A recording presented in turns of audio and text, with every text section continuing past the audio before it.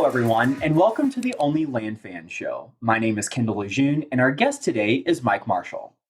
Mike Marshall spent more than 15 years working in the planning and zoning departments of cities in both Texas and California, working within the entitlement space on development projects ranging from 1,200 lot residential subdivisions to office buildings and even a 1.4 million square foot TV and movie studio campus along the way. All of that before starting Tolosa Property Group, a real estate consulting firm that helps investors with properties suffering from decreased cash flow, deflated property value, or unrealized development potential by implementing highly specialized forced appreciation strategies to turn around their underperforming properties. Mike endeavors to live by the Zig Ziglar quote, "You will get all you want in life if you help enough other people get what they want." As such, Mike now focuses on using his knowledge, skills, and experience to improve the businesses of investors from all asset classes, all from his home in North Texas. So, can you give us a little bit about how did you get started in doing land deals? Yeah, absolutely. I started in real estate. I didn't really start. My father started in real estate. And so my first experience was like a 12-year-old kid picking up shingles from re-roofing projects and things like that. And I was very much into helping him when I was a kid. And that was my first exposure to real estate. But then fast forward to after college, I got a job at a local city in a completely unrelated profession, essentially. But I was always interested still in real estate. And there was this whole profession called urban planning, your planning and zoning office, essentially. And so I started working in that office, and I started working in jurisdictions in California and Texas. And ultimately what happened is I ended up helping some of the people that I was helping as in my job. I was helping them on other projects in other cities. So I started consulting with them. I built a consulting business to the point where I could step out on my own. And then from there, I started doing my own deals as well as helping on the consulting side as well. That is absolutely incredible. And your bio says that you were in Texas and California. Now you're in North Texas. How did you make that leap? Yeah, we from California, we came to the Austin area probably around 2007 or so. And then we ended up moving back to California, just a lot of family stuff going on. We ended up moving back. And we had kids, and we wanted to give our kids a different kind of life than what we were experiencing in the busy part of California. So now we're east of Dallas, probably about half hour. And it's a lot calmer, which is nice. Awesome. Welcome back to Texas. Yeah. So can you talk to us a little bit about how did you learn to do the specific types of deals that you specialize in? Did you have a mentor? Did you have a coach? Yeah, honestly, it was like on the job training, essentially. So when I was working for those jurisdictions, I was processing those projects from the public employee side of the equation. But I always had the mindset as an investor, and I always would look at it and I'd see this gap. There was this disconnect between investors and developers and then the planning office. And it was like they didn't know what I knew kind of thing. And yet planners that I worked with didn't have an investor mindset at all. And so I was just able to take this knowledge that I had and apply it to the benefit of these investors and developers. And so I just would see opportunities where a lot of people didn't. And that's like the secret sauce, is that we're able to go in to a variety of jurisdictions and really find where these hidden opportunities essentially are at. Yeah, I love that. So drawing on your professional experience, bridging that gap, talk to us a little about your very first land deal as an investor where you were able to apply all of this knowledge. Sure. The very first land deal I did, I was just saying to myself, I had my consulting business going, and I'm like, okay, I'm just going to try to flip a lot and see what happens. And there was just one of these desert lots in Kern County, California. And I remember it very distinctly because I ended up selling it to this lady that wanted to use it for filming purposes. And she wanted to do all sorts of like explosions and stuff like that out there. And she wanted to do it before buying the property, which was really interesting too. And so as my first foray into the whole land flipping thing, I'm like, man, is every one of these going to be as interesting and colorful as this one? And so that was kind of like my first foray. That wasn't any, like, there was no forced appreciation or subdivisions in that one. But moving forward from there, my first one was a 4-lot subdivision in like a rural area of a local city. And it was basically 14 acres. We split it into 4 lots. And there's some things that you can do in California when you do 4 lots or fewer, where you can streamline the process that a lot of people don't know about. And we were able to do that really quickly. Wow, that's incredible. And so do you remember the numbers on that subdivide deal? Yeah, guys, that was quite a while ago. But I think the way that if I remember right, the way that it worked is that the 14 acres actually ended up costing, I think the price was probably about $550,000. And then in that one, we were trying to always target like a 2.5 multiplier on that investment essentially. And got really close to it. We were like a little bit over 2 times on it. And there was things that we could have done better to make more on it. Ultimately, we could have like negotiated down a little bit more, things like that. But that was our first one that we did. And that one worked out really well. And that just parlayed into other ones. And so we would do these deals either as a consultant at times, and then sometimes we do it as an owner and principal in the deal. And so we'd serve different roles as times went on. Yeah. So whenever were looking for these types of deals, were you essentially acquiring them by partnering with your consulting clients, or were you actually going out and finding these properties? Yeah, it was a combination of things. So I would go out and find them, and then I'd go back to my consulting clients because I know they had deeper pockets at the time. And so I could definitely go after them, and I used that. I had one gentleman that was an owner of a mortgage company that was trying to do his own investments and development projects. And there was another gentleman who owned a local REMAX office and a law firm. And so those were my first two people that I worked with, and it catapulted from there. Yeah, that's very cool. So you've made at this point in your journey, you've made the decision, I'm going to start doing my own deals as an investor. Right. And I'm going to start looking for properties. Now, obviously, you had this knowledge and experience that you could see opportunity where a lot of other people couldn't, right? So, how did you go about looking for these properties that could make a potential value add type deal? Sure. Very first off the beginning, it was really like off the MLS, and then having relationships with local realtors. That was the way that we first started. And that's what we do still today in large part. And so that was the major push, was in that. And so we just would create relationships with them. We'd find properties that were listed, and we would try to find out like, okay, how can we improve it? How could we do something to force appreciation? Or why is this property sitting there? And then trying to fix the problem. And that was our approach. And we did that for quite a long time before we got into doing direct mail and all those kinds of things. And now where we're at today is that we really don't do any of that outbound marketing. It's other than trying to create more relationships, but a lot of it is inbound from different relationships that we've established. Yeah, relationships. I was just having a conversation about this the other day. Relationships, really the lifeblood of our business, whether it's on the buyer or the seller side, relationships are super important. Can you talk to us a little bit about if someone is listening to this and they may not know the term forced appreciation? Can you talk to us through that and what that actually means and how you approach it? Yeah, so there's two different types of appreciation. The one that we're used to is like market-wide appreciation. So we buy our house, we sit and wait, and it goes up in value, hopefully. So that's like market-wide appreciation, the rising tide floats all boats concept. And then in forced appreciation, it's different. We're not relying really on what's happening in the market so much. We just know that there's strategies that we can implement proactively to increase the value of the property. So it doesn't necessarily matter so much what's happening in the market. You still have to consider it, of course, but we're not relying on the market-wide appreciation to get that money out of it. We're able to go in ultimately, and this is a big part of it, is that we're able to go in and actually buy these properties closer to retail value than you would maybe under a traditional like land flipping situation. It really is a situation where there's really two different businesses. Ultimately, there's a clear dividing line because the strategy and the mindset is different. With land flipping, you're trying to get the best deal you can and then sell at or close to retail, which is perfect and great. And then you have the other side of it, which is where I'm at, which is you're looking for these opportunities to force appreciation. And it's not a perfect situation by any means, but it allows you to offer more than what you would be otherwise.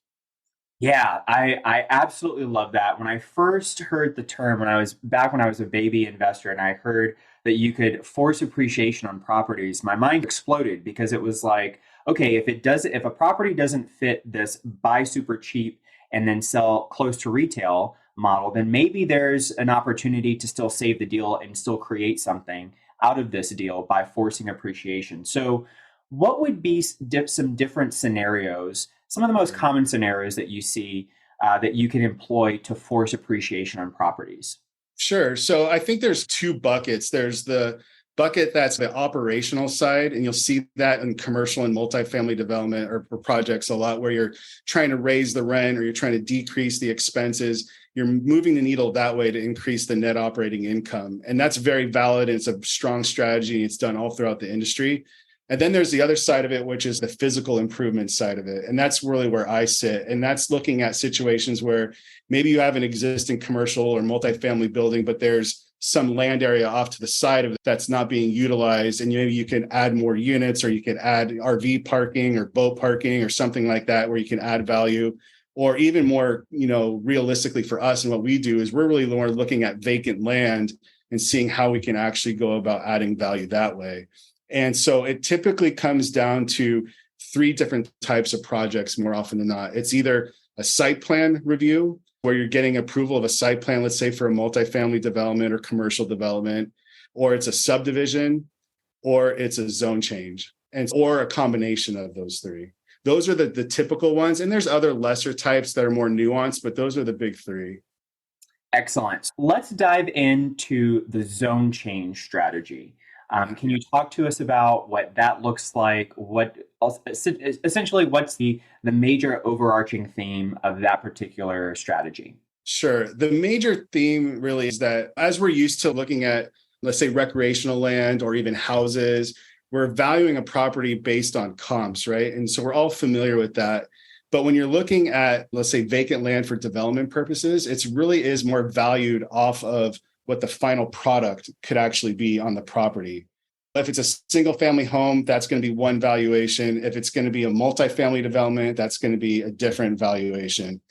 And theoretically, the more intense of a use that you could get on any piece of property, you're going to push the value of that property as a result.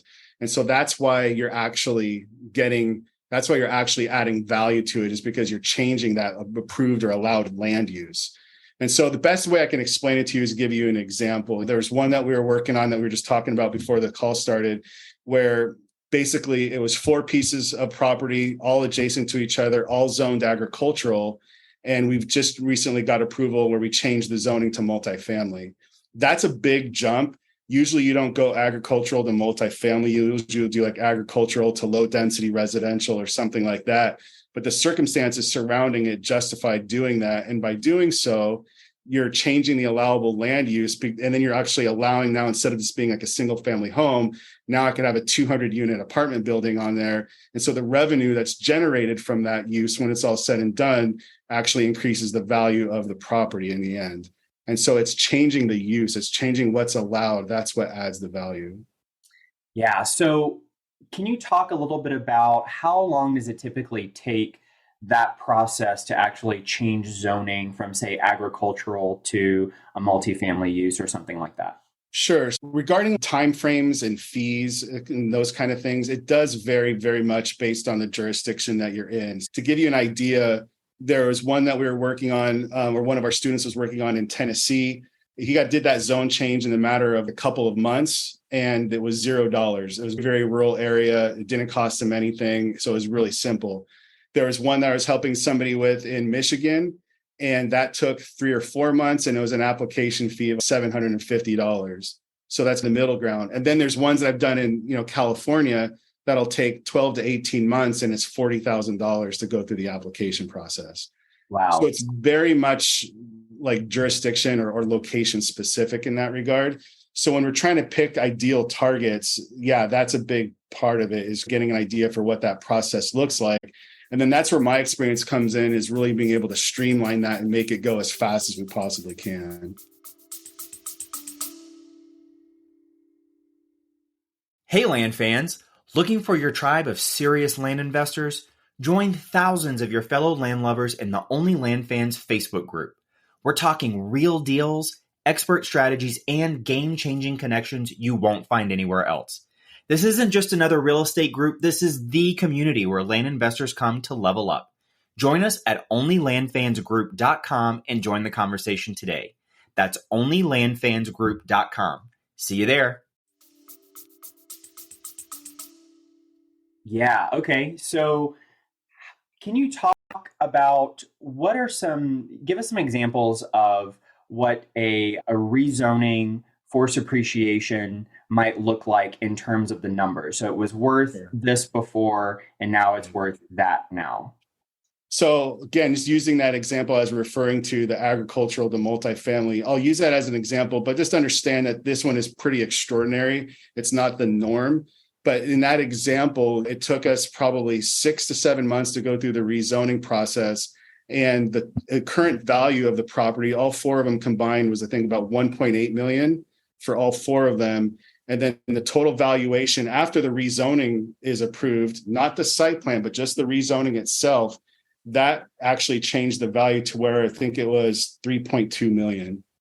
Wow. Wow. That is incredible. That is incredible. Yeah. And talking about the norm, what are some of the norms that you see? That was an extraordinary case. Can you give us an example of what a normal case might be? Yeah, absolutely. So like a more normalized one might be one that's, let's say it's zoned for R1. So it's zoned for a single family. Let me change it actually.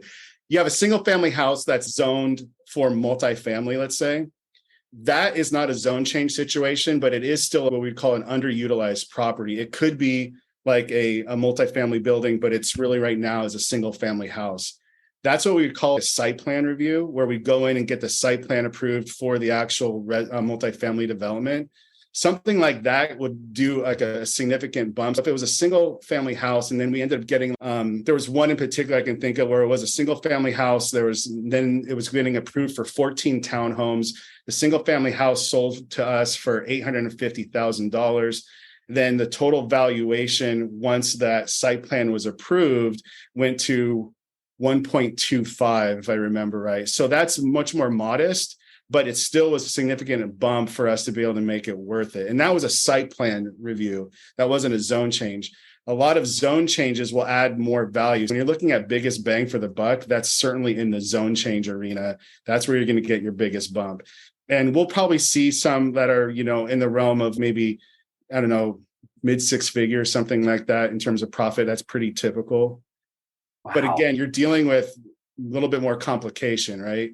Because that's the other element of this, is that there is very much a political element that comes into it, because to get these approvals, you're going before the planning commission and city council, and you may get opposition from the public, things like that. So there are some things that you have to certainly overcome. Yeah, that definitely doesn't sound as simple as throwing a property under contract and then just wholesaling it out. Exactly. No, it certainly isn't. But there's things that you can do to make it like easier. And we're talking a little bit bigger ones, but there's ones that are more like subtle that you can do those kind of things with too. You mentioned site plan review. For those of us that are listening to this and have never heard of that, can you talk to us about what that is? Sure.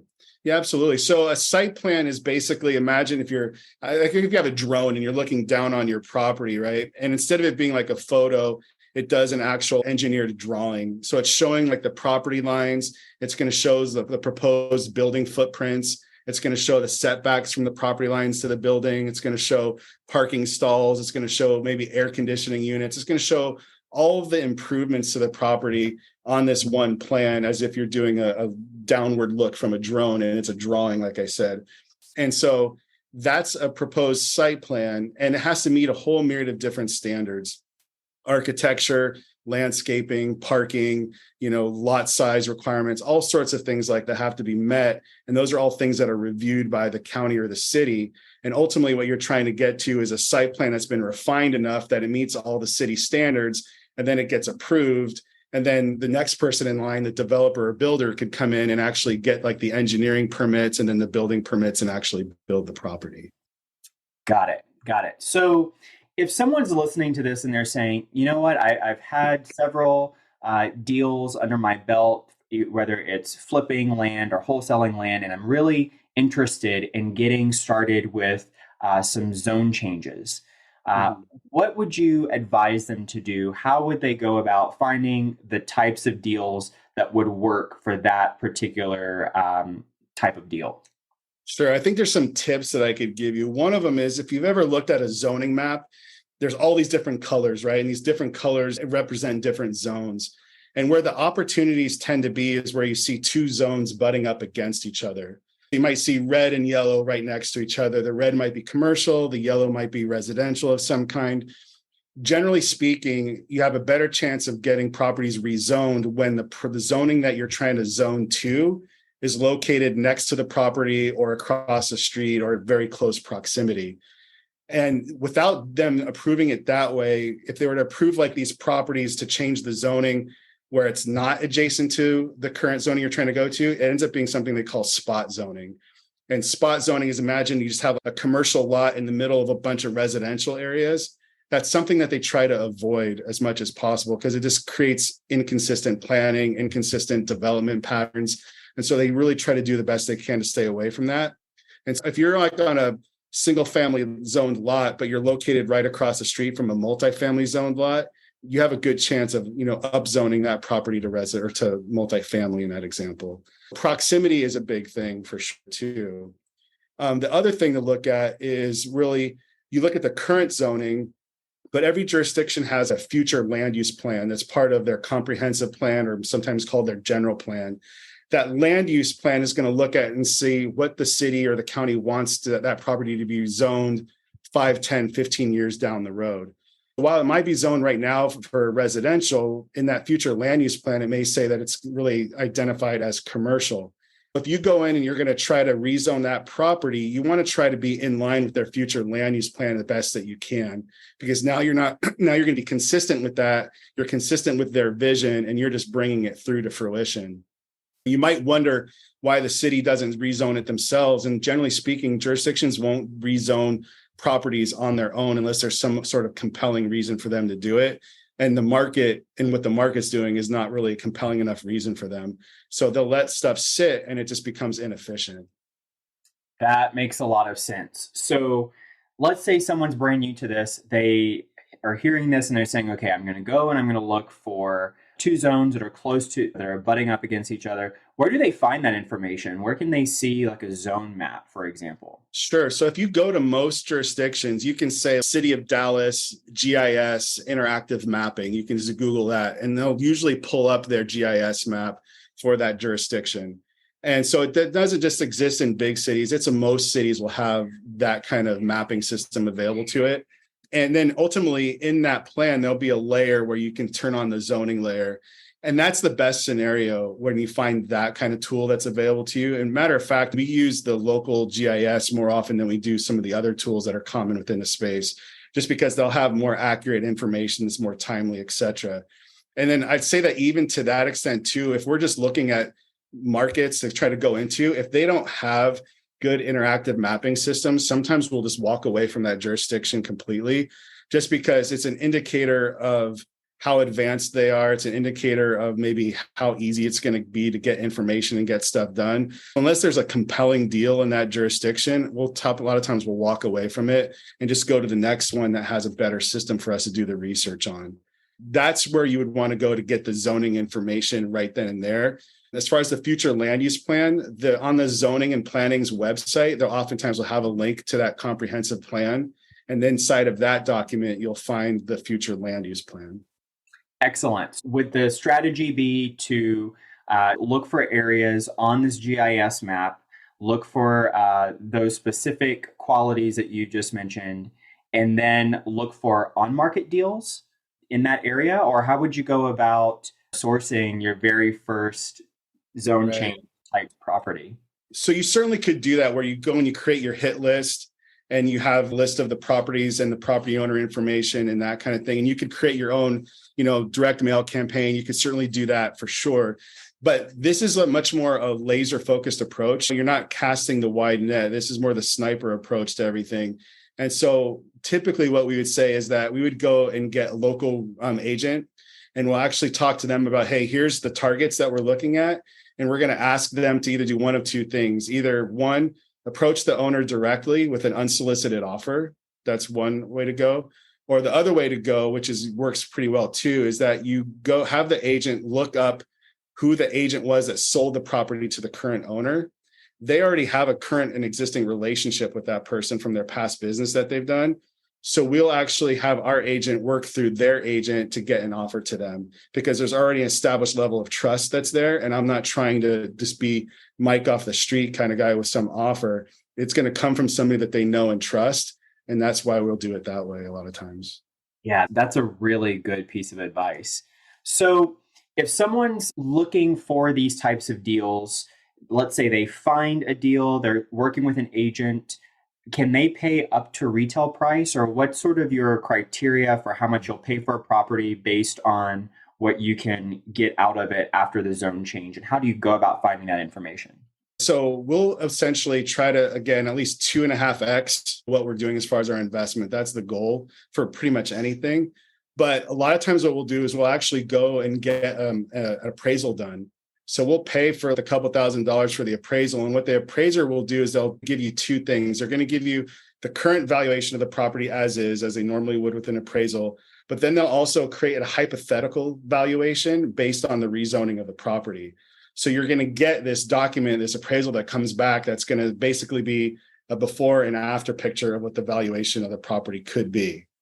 And so that's usually what we use as our basis, and we'll use that as justification. But then we'll also work with brokers that are connected, say, to multifamily developers or whatever, and we'll work with them on trying to establish a proposed valuation too.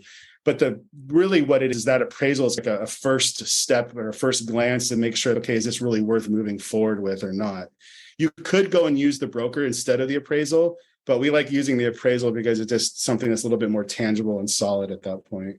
Yeah, that's great. And so at what point do you get an appraisal in that particular process? I'm sure you're not just paying thousands of dollars for appraisals on every potential property. But at what stage do you do that in? Yeah, great question. We go through all of our due diligence steps, and then what we'll do is we'll get the property under contract. And then the one difference too is, like I said, the one downside to some entitlements is that it takes longer. And so one of those areas, though, that's really helpful to create more time is in that due diligence process. Instead of us looking for 30 days or 45 days of due diligence, we're out like 90 days or sometimes even longer. During that due diligence period is when we're actually paying the money for that appraisal to get done. Got it. So you lock it up under contract first, and then part of your due diligence is getting the appraisal. Correct. Can you talk a little bit about your due diligence process? What types of things are you doing during that particular phase of that process? Yeah, absolutely. So we do this for our clients too, where we're looking at a property and we're saying like, hey, what's the potential of this property from a variety of different angles? And I was mentioning before, the three buckets that we look at more often is like subdivision, site plan review, and then rezoning. And we'll look at other opportunities too, but we're going to look at the property and look at it from an opportunity perspective. So what are the opportunities that are there? And then we're going to look at it in terms of what are the constraints that are associated to the property. And so those are the two sides of the due diligence for our perspective. And we have a due diligence checklist that we use, everybody else does, but it goes through everything from what's the current zoning of the property, what's the adjacent zoning of the property, what's the current allowable land uses, what are the allowable land uses of the adjacent properties. This is stuff that we're doing specifically for rezoning. If it's stuff for the subdivision, we're looking at, okay, what's the minimum lot size? What's the minimum lot frontage? What's the maximum allowable density? That's something that's applicable in more urban settings than it is like in rural land. But so these are some of the things that we're looking at. And so we're going through that due diligence process before we get all under contract. So once we have a series of green lights and we're feeling good about our due diligence, then at that point, we're going to set up a meeting with the local jurisdiction for what they call a pre-application meeting. And the goal of that is to be able to really identify any red flag issues that we didn't catch as part of our due diligence, and then see if it's something that we can actually mitigate and be willing to move forward with. If you're enjoying this episode of the OnlyLandFans podcast, please let us know by subscribing and leaving a review. Now let's get back to the action. Excellent. It sounds like there's a lot of different steps in the due diligence process. Once you lock up this property under contract, what are some typical deposits that you're seeing for these types of deals? Is it 5%, 10%? What's industry standard for these kinds of deals? Oh, this for earnest money? Yes. Yeah, probably 2.5% to 3%. These are bigger dollars sometimes, so that's really what does apply. So that's usually typical. Got it. Okay.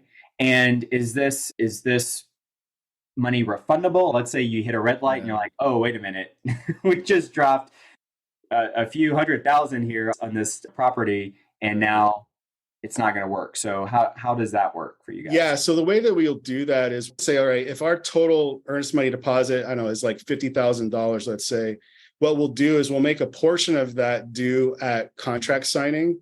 And then we're going to make another portion of it due at another benchmark. And then maybe the last portion due at like closing or something like that. So we're setting up these logical benchmarks, and they're usually tied to submittal to the city for that proposed project. Once we submit the application, then we're going to have another amount of that due, and it's going to go hard accordingly. Ultimately, we're not going to get out like completely free, but if we stage and phase that money in, then we're actually giving us some sort of protection. Yeah, that makes sense. That's a really great idea. You mentioned earlier, as part of the due diligence process, the sort of two different phases, and you mentioned the constraints that a property may have. Can you give us some examples of what kinds of constraints are possible? Sure. So there's the ones that a lot of you are already, familiar with, wetlands and FEMA floodway stuff, maybe topography. These are all ones that we're all very familiar with being in the land space. But when you start looking at entitlements, there's other things that are coming to play a lot of times too. For example, we think about utilities, and a lot of times we just look at it from the perspective of, is there utilities at the front property line? Yes or no? That's part of the equation. So you hope that they're there. If they're not there, how far away are they? Do I have to pull those utilities to the property? And if so, how much is that going to cost? So those are things to consider. But then also, more importantly, is not so much the presence of the utility lines, but it's actually the capacity of the system. And so you may have sewer lines that are there, but is there enough capacity to facilitate your 100-lot proposed subdivision? And sometimes there isn't. And so you may have all the zoning in play to do 100 lots, but there's only capacity for, let's say, 50 lots. And so then your options at that point are to be able to either upgrade the infrastructure or to take a smaller project, at which point you may have to go back. In either instance, you have to go back and renegotiate your price. So there's things like that come into play. There might be like environmental stuff. There might be protected tree species. And if you're trying to design, a project, you may have to design around those tree species. So there's things like that.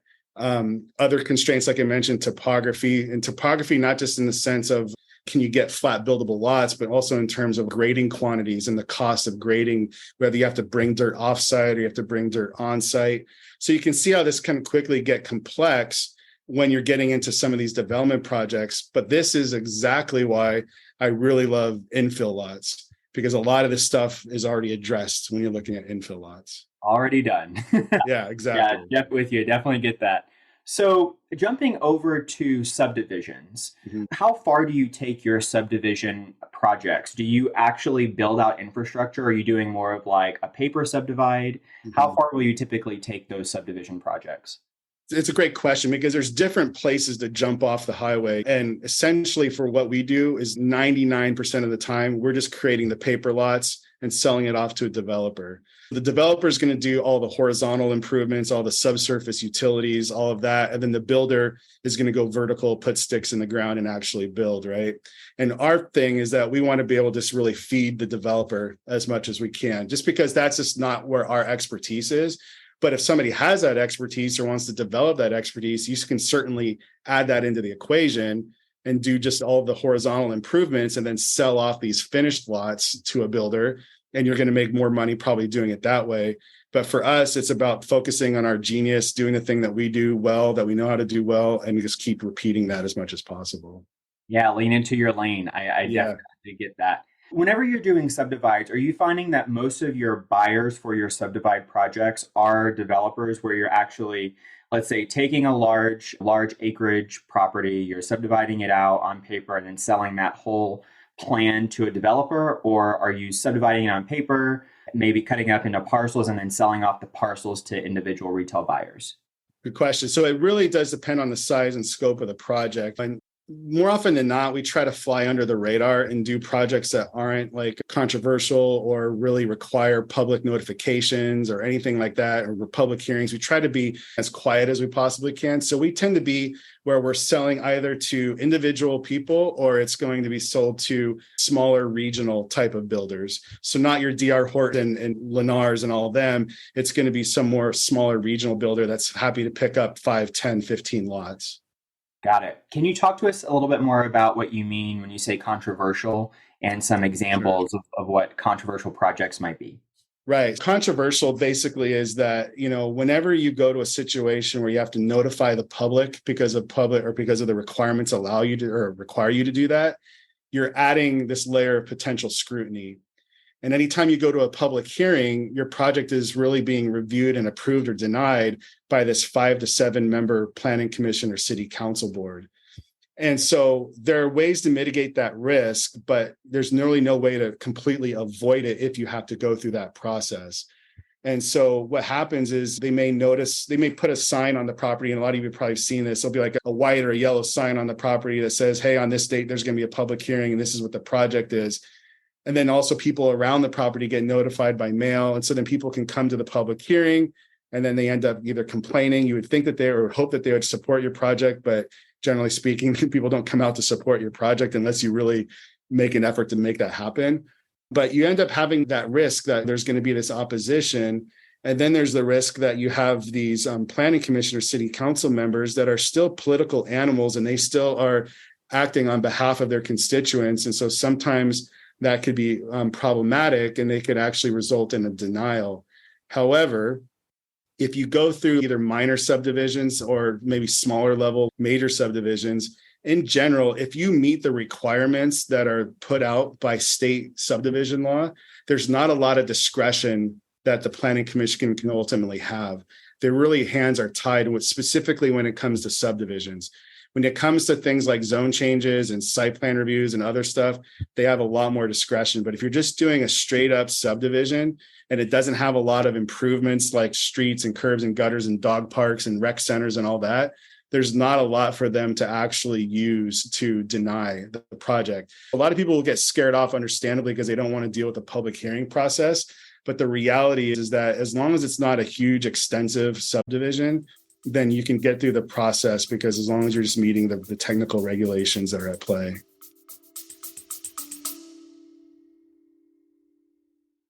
Listen up, land fans. This is huge. We're bringing you the one and only Pace Morby, star of A&E's Triple Digit Flip and the mastermind behind $450 million in real estate deals. He's coming to our virtual meetup on Thursday, December 5th to share how he's applying his creative financing genius to land deals. Head to olfmeetup.com to save your spot today. That's olfmeetup.com. This is the kind of opportunity that changes everything. Yeah. So you mentioned some political implications. How do you go about navigating the political aspects of these types of deals? Sure. Yeah. It's a difference of if I have the experience in the relationships personally, then I can manage that like myself. However, more often than not, I don't have the relationships. If I'm here in Texas, I don't have a relationship in Florida, or Michigan or wherever else. And so then what we're doing is we're really relying on people on the ground. So it's either the engineer that will end up being that person that has those relationships, or in some instances, we'll actually use an attorney or a land use planner that has those relationships, and they serve as almost like as an advocate for your project or a lobbyist for your project. So having those people that have the relationships on your team becomes really key. And every jurisdiction has like a land use attorney that's processed projects through that jurisdiction that has those relationships. So we'll lean on them if we have to. We don't always use a city attorney or an attorney. Matter of fact, more often than not, we don't use an attorney because we're able to handle all of the stuff without that. But if we need to, we'll definitely do it. Excellent. If someone is interested in getting started in this business, they're listening to this and they say, okay, obviously I need to keep my eye on the political aspects of this as well. In addition to engineers and connected real estate attorneys, how can they go about starting to develop those political relationships that would be beneficial to them in their business? Sure. So I would say that you always want to be, no matter what market you're working in, you always want to be looking in your own backyard. You want to be paying attention to what's happening there. So looking at city council and planning commission agendas, understanding what projects are being considered, even watching the hearings on the internet yourself so you can get a sense for what's going on there. These are all really good ideas. And then ultimately, if you want to create those relationships, you're going to have to go and meet these people and press the flesh, so to speak. And one of the ways you can do that is a lot of city councils and planning commissions, they have development subcommittees. And so if there's 5 people on the planning commission, 2 or 3 of them might be on this subcommittee. And you can actually request meetings with them and say, hey, this is who I am. This is what we do. We're looking at doing these kind of projects in this area. I just wanted to introduce myself and get any feedback or thoughts that you guys have. And these are some of the projects that we've done in the past. So it's like an interview in a way, but they're going to meet with you because they have an interest in what goes on in that city, obviously. And that's part of their job, just in terms of representing their constituents. So that's what you would do if you're local to the actual market. If it's somewhere that's farther out, again, at that point, you're going to really rely on other people's ability to have those relationships in place. That is fantastic. Yeah, a lot of moving pieces to this. Yeah, absolutely. But I'd say that there's a place where everybody can start that's manageable, because I'm talking like bigger projects and things like that. But there are certain places where you could start with this whole forced appreciation strategy that are much more simple and straightforward than when you start out with. I love that. So you read my mind. I would love for you to start talking a little bit about what are those simple places for people to start. I'm a brand new person to forced appreciation strategies. I've got some deals under my belt, but how can I get started? Where do we go from here? What's the simplest and easiest way for me to get started? Sure. So what I tend to recommend for people is that look more at the subdivision bucket to start with, because this is going to be where you're going to probably have the best success and the fastest time frame. And then within the bucket of subdivisions, I classify them into 3 different, buckets from there. One is these major subdivisions that I'm referring to. And then there's this middle ground where we call minor subdivisions. And be aware that every jurisdiction calls them something different. I'm just using these as kind of general labels. So you have these major subdivisions that are like the curbs, gutters, sidewalk, dog parks, all that stuff. Then you have these middle subdivisions, and they might not have as many improvements. Typically, they don't have as many lots. So maybe it's less than 6 lots or less than 5 lots. That's all determined by the subdivision regulations for that jurisdiction. So there's not one hard, fast rule, but you need to look at the regulations in the market that you're working in, so that way you understand where that dividing line is between minor and major subdivisions. So as it implies, minor subdivisions are going to be easier. They still may have a public hearing process. Sometimes they don't, and it's just staff level approval, but those are generally easier than major subdivisions. All that said, there's this other third bucket. There's a place that I suggest everybody starting, and that's where I talk about exempt subdivisions, or subdivisions that are accepted from the platting process. And similar to a site plan, a plat is basically, just as you guys have probably seen it, it's just a visual depiction looking straight down as if you're in a drone of the property lines of the properties or the lots that you're creating, essentially. And so that's a plat. And jurisdictions require plats to be submitted, reviewed, and then ultimately recorded, because what they're looking for is opportunities to basically have the developer give something in return for that actual subdivision approvals. For example, it might be additional roadway frontage, or it might be like fees for like parks dedication or something like that. And so when you go through the platting process, you're subject to all these additional requirements that come through it. And so if you can do a subdivision without going through that platting process, that's what you really want to do, theoretically, especially when you're first starting out. So there's about 16 states throughout the country that have some form of platting exception that's attached to it. And those kind of range typically from the number of lots that you're creating. So it might say, hey, if you create 2 lots, then you can be exempt from the platting process. Or if you create 4 or fewer lots, you're exempt from the platting process. So it might be tied to the number of lots that you're creating. Or the other typical one is more about lot size. So the classic example in Texas is 10-acre lots. So you all may have heard of this. You have 100 acres. You can cut them down into 10-acre lots. And theoretically, you just do that through a surveyor that does a meets and bounds description, and then they record it at the county. There's a little bit more to that than that, but that's the general idea. And that still applies to a lot of different states. And so Texas has a 10-acre rule. There's South Carolina has a 5-acre rule, same with Tennessee. And so the point is that these are going to be faster and easier and cheaper to go through that subdivision process. And so that's something that we typically suggest people to do, because again, it's just going to be an easier way to go. Now, people can just have their whole career just doing that. They can go from one county to the next and really do these same types of subdivisions. The one thing I would say is that even though these are statewide regulations, the state usually gives the jurisdiction the authority to actually have their own subdivision regulations. So you can't just assume that in Travis County that you're going to have a 10-acre exemption, or in the city of Austin that you're going to have a 10-acre exemption. It's just not going to be the case. There's going to be different rules and regulations. But by and far, for the most part, most of the counties in these states will be adhering to those regulations that I'm talking about. What we did a couple of years ago, we went through and actually did an analysis of all 50 states.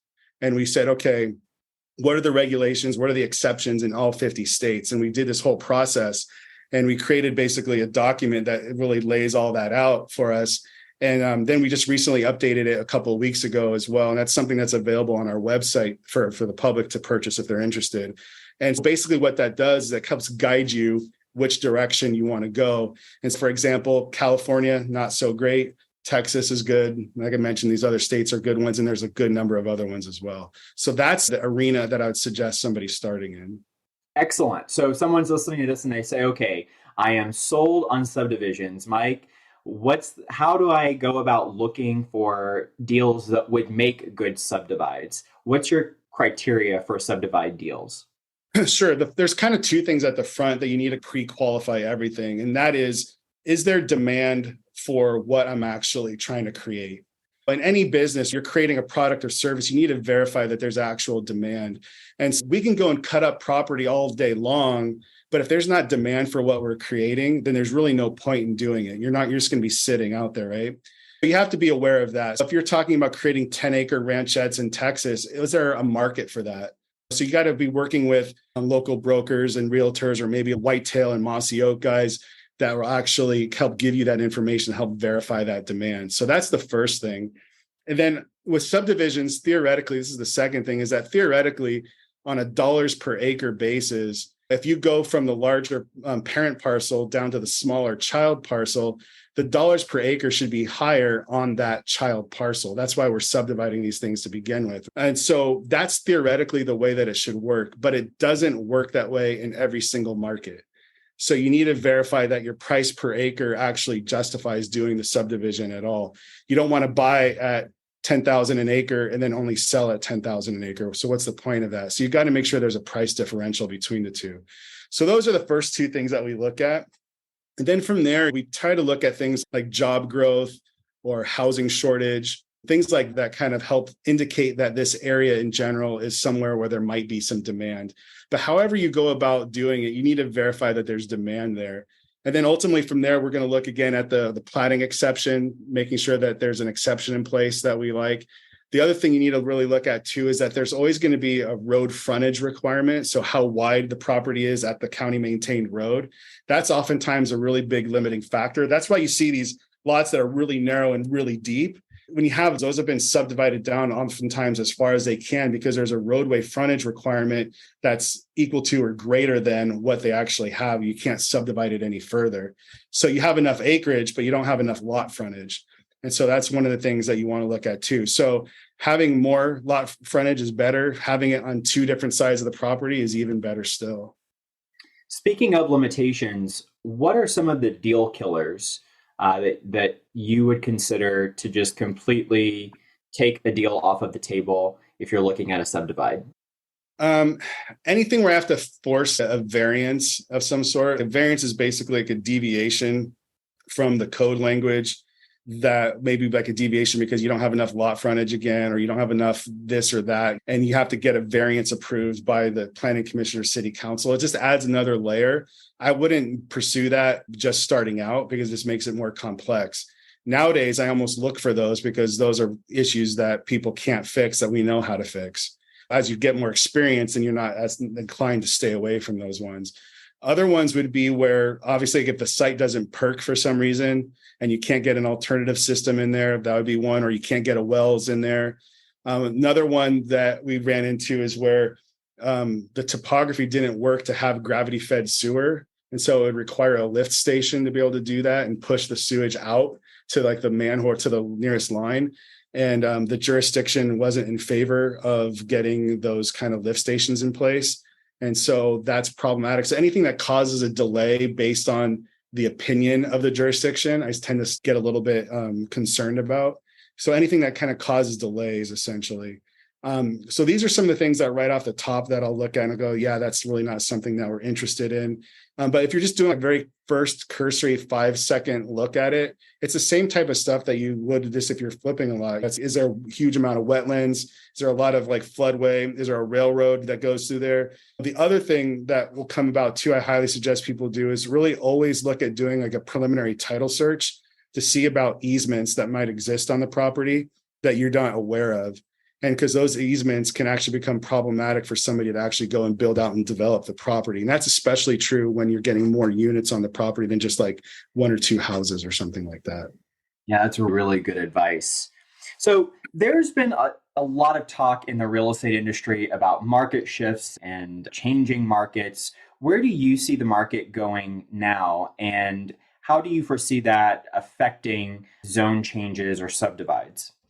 Yeah, I think it's interesting because it's different than it was back like in '08 and everything like that. I think now the big difference is that the housing shortage is just exacerbated the problem so much where we can't build our way out of it for any time in the near future. And that what that's creating is it's creating situations where in a lot of states, they're creating legislation that's going to streamline the development process and get units on the ground.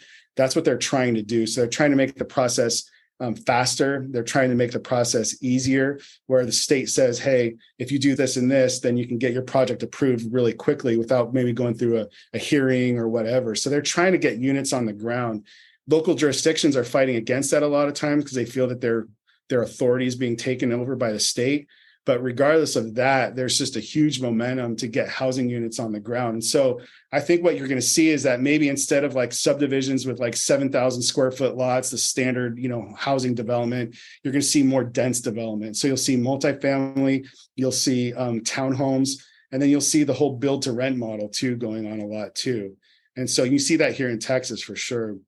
And so I think you're going to see that the demand is still there. And so, yeah, the rates will have impacts and everything like that, but it's not as though it's all going to like come to an end. If you're anywhere near in Texas, or if you're up here in DFW, you'll see it all over. There's houses that are still being built. And yeah, we're still probably one of the fastest growing areas in the country right now, but still, there's still development going on. There's still building going on. And so I'm still optimistic. Yeah, there's changes for sure. There's no doubt about it, but I'm still optimistic because, again, there's such a huge pent up demand for housing, and especially affordable housing. So there's still opportunities in those spaces. You just got to chase those down. That's really good insight.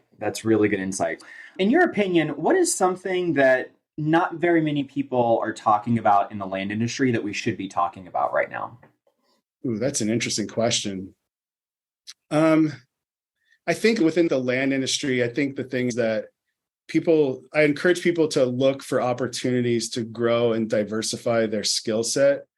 I find that there's a lot of focus on the tools and the unique things that we can do in the business, whether it be, I don't know, like text messaging or ringless voicemail and all these strategies and stuff.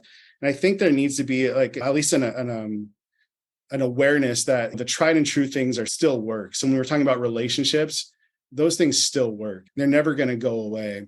And so as things change within like the marketing scheme of everything, I think these things are still things that are not going to go away. And I would just because I see a lot of people that we work with that are really fascinated and fixated on all the new tools, and they can definitely be very useful for sure.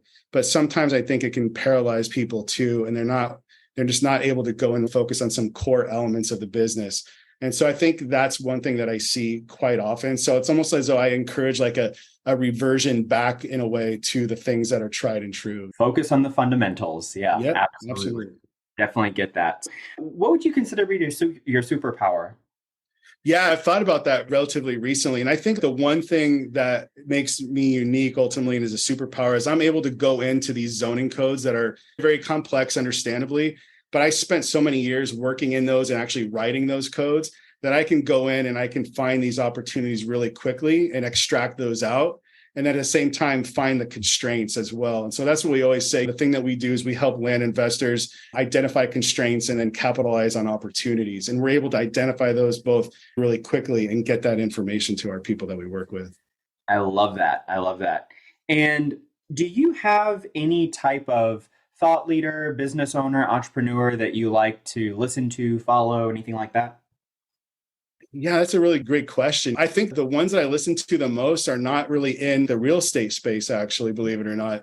So a lot of times I listen to, what's that? Sam Farr and My First Million.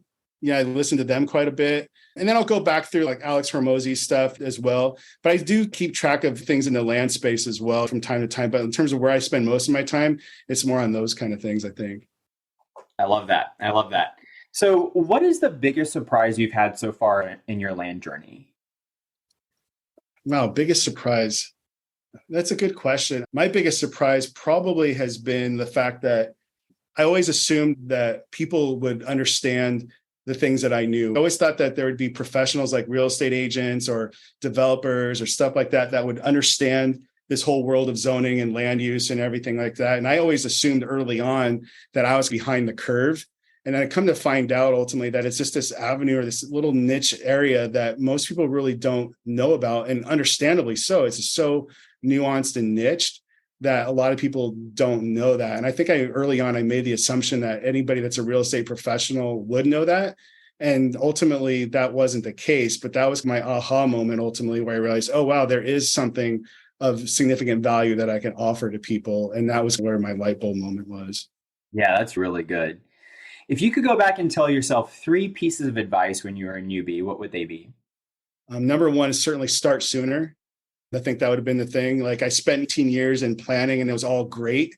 But I think if I could have, I would have loved to have been start five so years earlier. That would have been a good thing to be able to do. The other thing too would be really like know yourself and focus on yourself and who you are, and not really play to what you hear out in the marketplace in terms of what strategy is the right strategy for you or what have you. I think it's ultimately so important to know who you are, because you need to be happy with what you're doing. There's no point going out there and making all sorts of money or whatever and being miserable in the process. I'd rather make less money and be a happy person. And so it took a while to learn that as well. So I would tell myself to focus on that. And then the last thing too, I'd say is that no matter what, focus on really being of service to people, using my knowledge, skills, and abilities to serve other people as much as I can. And that's where I've been recently, is I focus on that. And I let God figure everything else out. That's where I'm at.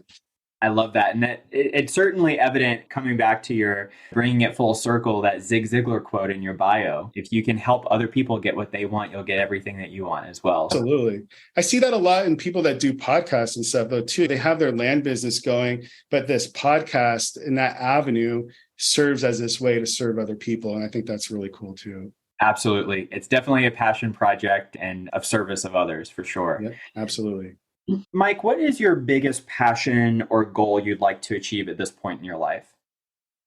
Yeah, I think I get the most joy again about helping other people and helping them actually see these opportunities, but then also bringing them to fruition. And so I think that's really where I get most of my joy. Doing my own projects that's all great and everything, but seeing the light bulb go on for other people, I think has really been like the most enjoyable thing. So people get that light bulb and then to pursue it and help them achieve it. I think that really is like the kind of most satisfying part. It's absolute magic when you see the light bulb and then you see how their world just opens up. Like, it's absolute magic. Absolutely. I love that part. I love it. I love it. I love it. I just want to thank you so much for giving to us today. You've been so generous with your time. How can we give back to you right now? What resources or connections are you currently looking for right now? My whole thing is just really, if you've heard what I've said here today and you think that I can help you in any way, just reach out to me. And I'm certainly happy to do that as best I can. I would just encourage everybody too, that what I hope out of these kind of calls is that now you start looking at land through a different lens or an additional lens. Look back at your existing inventory and say, hey, is there an opportunity to subdivide, rezone, or what have you? How else can I look at this property in a different way? And if you start with that mindset, then you're going to be really well off. So instead of closing yourself down and saying this can only be this, ask yourself, how can it be something else, or what else could it be? And I would just encourage people to do that. And if you have those kind of things, come and chat with me and see if there's a way that I can help clarify and help make it happen for you. I love that. And how can people reach out to you? How can they get in touch with you? Sure. There's really 2 ways. The best way would be just email me at mike@tolosapropertygroup.com. Or you can reach out to me on Facebook and our group. It's Forced Appreciation Strategies. Excellent. Thank you so much for that. Thank you, everyone who joined us, Mike. It has been an absolute pleasure. You've just been so generous with your time and information, and I hope everyone got as much value out of it as I did, because that was absolutely incredible. You guys check out Mike. Go in. You want to work with him, make sure that you reach out to him. Some wonderful opportunities there. Until then, everyone be safe, take care, and we'll see you in the next one. Thanks so much. Bye-bye. Thank you. Bye-bye.